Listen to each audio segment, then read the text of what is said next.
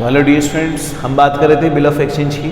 तो मैं एक एग्जांपल लेके आया हूँ जो हमने बात की थी ना, जब बिल को हम बैंक से क्या कर रहे हैं, डिस्काउंटेड करा रहे हैं। तो देखो इसमें क्या कह रहा है कि जो एक्स है वो सोल्ड कर रहे हैं गुड्स टू किसको, वाई को। तो एक्स नाम का व्यक्ति वाई नाम के व्यक्ति को गुड्स सोल्ड करा है, कितने के, 10,000 के। ऑन कौन सी तारीख को, 15 मार्च 2019 को। मतलब जो एक्स नाम का व्यक्ति है उसने वाई नाम के व्यक्ति को गुड्स सोल्ड किए 15 मार्च 2019 को। On the same day Y accepted a bill जो drawn upon him by X. मतलब ऑन द सेम डे, मतलब उसी दिन क्या किया, वाई ने एक्सेप्ट किया एक बिल। मतलब वाई ने एक बिल एक्सेप्ट किया जो एक्स द्वारा लिखा गया था। किसके द्वारा, एक्स द्वारा लिखा गया था। क्योंकि एक्स जब वाई को माल बेचेगा तो सीधी सी बात है कि बिल बेचने वाला व्यक्ति लिखता है, क्योंकि वाई इस बात की एक्सपेक्टेशन देगा हाँ कि मैंने एक्स नाम के व्यक्ति से इतनी तारीख को इतने रुपए की गुड्स परचेज किए। तो यहाँ पे जो एक्सेप्टर है वो अपने सिग्नेचर करके किसको देगा, एक्स नाम के व्यक्ति को देगा। और कितने मंथ के लिए लिखा है, 4 मंथ के लिए, फॉर 10,000। तो इसका मतलब यहाँ पे एक्स है और यहाँ पे वाई है। तो एक्स कौन है यहाँ पे, सेलर, और वाई कौन है यहाँ पे, बायर। तो मतलब एक्स ने 15 मार्च 2019 को 10,000 की क्या की गुड्स सोल्ड की। तो जब 10,000 के गुड्स सोल्ड किए तो पहली एंट्री क्या होगी, सेल की, किसकी पुस्तकों में, इन द बुक्स ऑफ एक्स। और वाई क्या बोल रहे हैं, मैंने परचेज किए। तो इसमें हम क्या लिखेंगे, इन द बुक्स ऑफ परचेज। तो वाई की पुस्तकों में परचेज की एंट्री होगी। ठीक है, अब ये बिल लिखा गया था 15 मार्च को बेचा था। तो यहाँ पे अपन क्या करें, बिल ड्रॉ करें कितने मंथ के लिए, 4 मंथ के लिए। अगर अपन ये मान के चले कि इसकी जो डेट ऑफ मैच्योरिटी होगी, तो डेट ऑफ मैच्योरिटी 4 मंथ बाद होगी, जिसमें अपन प्लस क्या करेंगे, 3 days S grace period. 3 days हम एज ए किसके ऐड करें, ग्रेस पीरियड के। तो देखो यहाँ पे 15 मार्च, अब 15 मार्च से गिनेंगे, 15 मार्च टू 15 अप्रैल 1 महीना, और 15 अप्रैल से 15 मई 2 महीने, 15 मई से 15 जून 3 महीने, 15 जून से 15 जुलाई 4 महीने।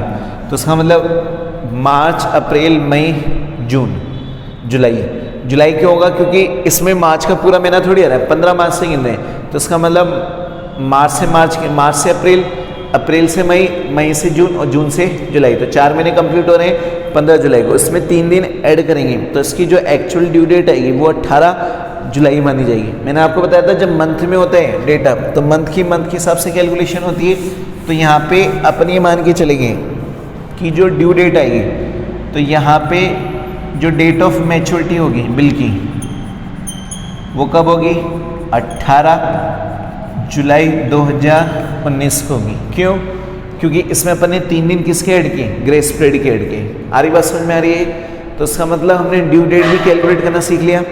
अब हम बात करें किसकी, एक्स ने क्या किया, डिस्काउंटेड कराया द बिल ऑन 15 अप्रैल 2019। मतलब ये जो बिल लिखा गया था 15 मार्च को, तो कितने महीने बाद, 1 मंथ बाद। तो जब 1 मंथ बाद करा रहे हैं तो 18% पर एंडम से, 18% पर एंडम से। तो इसका मतलब यहाँ पे जो इंटरेस्ट मिलेगा तो कितने महीने पहले कराया, 3 महीने पहले। क्यों, क्योंकि 1 महीने बाद करा रहा है तो रिमेनिंग पीरियड कितने महीने का बचेगा, 3 महीने का। और his bank and Y made the bill on maturity, मतलब वाई ने मैच्योरिटी की तारीख पे बिल का पेमेंट कर दिया। तो जर्नल एंट्रीज करनी इन the books of both party, मतलब दोनों की पुस्तकों में करनी, एक्स की पुस्तकों में भी और वाई की पुस्तकों में भी। तो इसका मतलब यहाँ पर हम क्या करेंगे, बीच में एक लाइन खींच रहे हैं। तो यहाँ पे लिख रहे हैं in the books of X की पुस्तकों में, और in the books of Y, तो वाई की पुस्तकों में। तो पहली एंट्री होगी माल बेचने की, तो वाइस को बेच रहे हैं, तो vice account DR2 sales account. तो ये जनरल एंट्री होगी, और एक कॉलम किसका हो गया, डेट का। तो कौन सी तारीख को, 2019 अब मार्च 15, तो वाइज अकाउंट या टू सेल्स अकाउंट, और नरेशन क्या लिख देंगे, being goods sold to Y. कितने का बेचा बेटा, तो हम वाई को जो माल बेच रहे हैं वो कितने का बेच रहे हैं, वाई को माल बेच रहे हैं 10,000 रुपीज़ का। उसी तरह यहाँ पर ये खरीदने की एंट्री करेगा बेटा, तो ये डेट का कॉलम है ही, ये खरीद कब रहा है, वही 2019 मार्च 15 को। तो एंट्री क्या होगी, परचेज अकाउंट, माल आ रहा है इसके पास, purchase account DR to X account, X से खरीद रहे हैं कितने का, 10,000 की। और नरेशन क्या लिख देंगे, बिंग गुड्स परचेस्ड, फ्रॉम लिखना चाहो तो लिख दो फ्रॉम एक्स। तो हमने क्या लिखा है, Bing goods purchase from x, तो हम किससे खरीद रहे हैं बेटा, एक्स से खरीद रहे हैं। अब हुआ क्या कि अब हमने उस पे एक्स ने उसी तारीख को बिल ड्रॉ कर दिया, कितने मंथ के लिए, 4 मंथ के लिए, तो मार्च 15 को आ जाएगा। अब एक्स भी लिखेगा तो एक्स के लिए तो BR है, तो BR अकाउंट DR2 करेगा वो टू वाइज अकाउंट, कितने का, 10,000 का लिख रहे हैं। और यहाँ पे मार्च 15 को वो लिखेगा x account DR2 BP account, bills payable, कितने का, 10,000 का। तो नरेशन क्या लिखेंगे इधर, बिंग BR रिसीव्ड, और इधर क्या लिखेंगे, बिंग एक्सेप्टेशन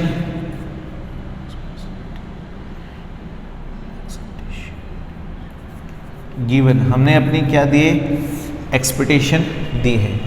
ये तो हो गया था जो सिंपल था, जो हर ट्रांजैक्शन में जनरली होने ही होने, कि माल बेच रहे हैं, वो माल खरीद रहे हैं, बिल लिख रहे हैं, वो बिल एक्सेप्ट कर रहे हैं। अब लास्ट में क्या हुआ कि अब दोनों फ्री हो गए, अब दोनों ड्यू डेट तक वेट करेंगे, लेकिन एक्स ने क्या किया, उस बिल को बैंक से डिस्काउंट करा लिया 15 अप्रैल को। तो इसका मतलब यहाँ पर एक्स अपनी पुस्तकों में एंट्री करेगा अप्रैल 15 को, तो एक्स अपनी पुस्तकों में एंट्री क्या करेगा, इसके पास पैसा आएगा, बैंक अकाउंट DR, अब इसको BR अकाउंट, डिस्काउंट कराएगा तो लॉस होगा, तो यहाँ पे क्या जाएगा, डिस्काउंटिंग चार्जेस, या डिस्काउंट अकाउंट भी लिख सकते हैं।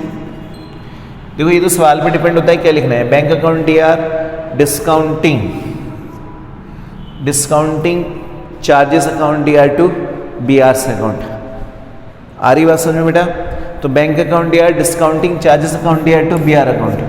अब देखो इस सवाल को मैं मिटा रहा हूँ, ऊपर करेंगे कैलकुलेशन। तो यहाँ पे अपन लिख रहे हैं वर्किंग नोट, तो वर्किंग नोट में क्या लिखेंगे अपन कि कैलकुलेशन ऑफ इंटरेस्ट,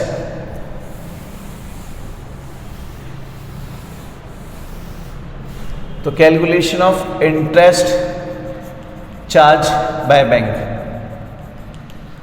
तो बैंक द्वारा जो इंटरेस्ट चार्ज करने पर, तो उस केस में यहाँ तो कब से 15 अप्रैल टू,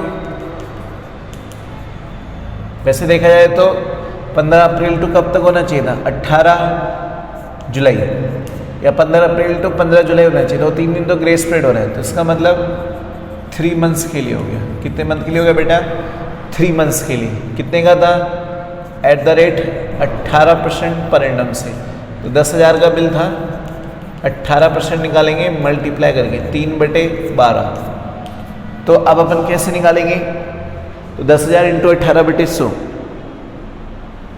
तो पूरी कैलकुलेशन आएगी। जैसे 3 से काटा 4, ये 2 की 2 जीरो काट दी, और ये 4 से काट दें 250 ना, इसको मल्टीप्लाई कर देंगे किससे,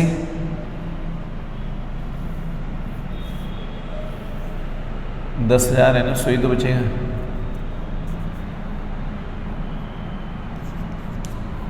और ये आ जाएगा 450। कितना जाएगा बेटा, 450। 10,000 का बिल था, 450 काटे और बैंक ने कितने दिए, 9,550, 9,550। और नरेशन क्या हो जाएगी, being bill discounted from bank, तो हमने क्या लिखा, bank bill discounted from bank, मतलब हमने क्या किया, बैंक से बिल को क्या करा लिया, डिस्काउंटेड करा लिया। ठीक है बेटा। अब ड्यू डेट तक मैंने आपको क्या बताया था कि 15 अप्रैल को वाई की पुस्तकों में कोई एंट्री नहीं होगी। क्यों? क्योंकि वाई बोलता है मुझे कोई मतलब नहीं है कि सामने वाला व्यक्ति उस बिल का क्या करा है, मैं तो ड्यू डेट पे पैसा दूंगा। तो ड्यू डेट कब मानी जाएगी इसकी, 18 जुलाई। तो अपन ने क्या लिखा है, जुलाई 18। अब वाई क्या करेगा, पैसा देगा, तो बिल को देखेगा, तो लिखेगा BP account DR2 bank account, bank को पे करा है ना, तो कैसे बैंक कुछ भी आ जाएगा, तो उसको तो 10,000 से मतलब, उसने 10,000 पे कर दी, तो वो अपनी पुस्तकों में एंट्री क्या करेगा, बिंग बीपी पेड, कि उसने अपने बीपी पे कर दी कितने के, 10,000 रुपीज़ के। आगे बात समझ में आ गई। तो इस तरह अपना सवाल कंप्लीट हो जाएगा, करना कुछ भी नहीं था, बस एक्स ने क्या किया, टाइम से पहले उस बिल को बैंक से डिस्काउंट करा लिया। तो बैंक क्या बोलती है, मैं 18% पर एंडम, क्योंकि पर एंडम का मतलब होता है कि पूरे साल का, तो मतलब ये जो आपको रेट दे रखी है ना, रेट 18% पर एंडम, तो मतलब ये वार्षिक है, वार्षिक का मतलब ये एनुअली है, तो पूरे 12 मंथ की लगेगी। लेकिन भैया जो हमने डिस्काउंट कराया, जो डिस्काउंटेड कराया, वो तो ओनली कितने मंथ का कराया, 3 मंथ्स का ही तो कराया भाई। जो हमने डिस्काउंटेड कराया तो खाली 3 मंथ का ही तो कराया। ऐसा तो बिल तो हमें 4 महीने का लिखा था, लेकिन 1 महीने बाद करा रहे हैं, तो जब 3 महीने का कराया तो सामने वाला व्यक्ति जो इंटरेस्ट काटेगा वो ओनली कितना काटेगा, 3 मंथ का ही तो काटेगा, कि 3 मंथ के लिए तो 450 काट रहा है, आगे तो पूरा पैसा देगा नहीं देगा। तो इसका मतलब इसलिए 10,000 के बिल्स में से उसने 450 रुपये डिडक्ट किए और 9,550 हमें क्या कर दिया, एज ए पेमेंट कर दिया। तो ये तो उसने क्या किया, डिडक्टेड किए, बाकी 9,550 का उसने पूरा क्या कर दिया, पेमेंट कर दिया। तो इस तरह अपन क्या करें, एक्स और वाई दोनों की पुस्तकों में अकाउंटिंग एंट्रीज करें, एक्स की पुस्तकों में भी और वाई की पुस्तकों में भी करें। और कोई डाउट है, बिल्कुल ईजी सवाल था, तो बस इसमें खाली कॉन्सेप्ट देखना था कि कॉन्सेप्ट में हो क्या रहा है। ठीक है बच्चों।